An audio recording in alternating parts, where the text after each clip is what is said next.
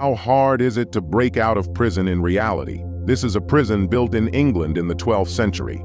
Castle-like walls keep the prisoners locked in, but due to the complexity of the interior and the number of dead ends, the guards couldn't keep an eye on the prisoners' every move. This led to a prisoner using a homemade rope to climb down the tower and easily escape over the outer wall.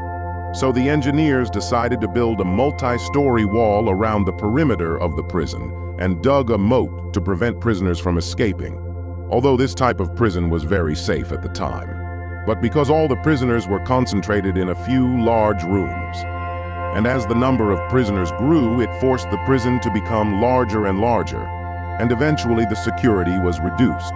So engineers decided to redesign the prison structure to isolate the inmates. Before the creation of the surveillance system, it was still difficult to monitor the prisoners' movements, so the engineers put the cells in a circle and placed the guard post in the center. In this way, only one guard could keep an eye on all the prisoners. But as the number of cells continued to increase, neither the width nor the height of the perimeter could be easily managed. So the engineers decided to use a corridor structure, arranging the cells into several long corridors and extend from the center to the outside.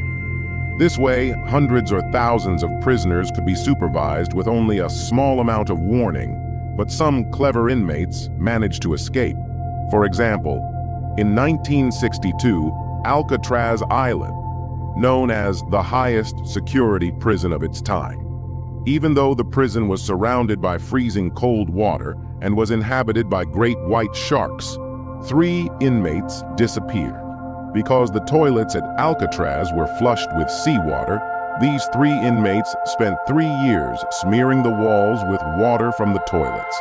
The concrete absorbs the water and expands like a sponge until it cracks the wall. When the walls became weak, they dug through the cell with a spoon and eventually escaped through the internal plumbing. After this lesson, the engineers decided to upgrade the prison again. Not only did they build it with tighter reinforcing steel, but they added a special additive to the concrete. The walls can withstand a pressure load of over 3,000 tons per square meter. The internal pipes are hidden in the corners of the cells and pass through the hard concrete walls to reach a narrow area called the pipe ducts, and each vertical level is sealed with concrete slabs. This prevents prisoners from escaping through the pipe ducts to the maximum extent possible. The guards are well armed.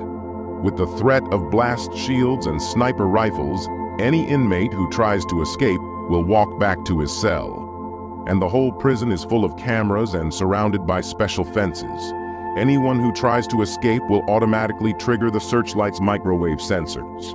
And the outside of the fence is covered with sharp, barbed wire mesh, even if you hold a pair of wire cutters in your hand. The moment you cut the barbed wire, the blades will quickly pop up on the body and barb the skin, making the prisoner unable to move.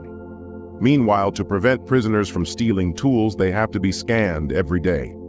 If they find any contraband, it's confiscated. And with the cooperation of dogs, every corner of the prison is searched so that there's no place for contraband to hide. It's with these upgrades that the North Branch Prison, the world's highest security prison, was built. Since its construction in 2007, no inmate has ever escaped.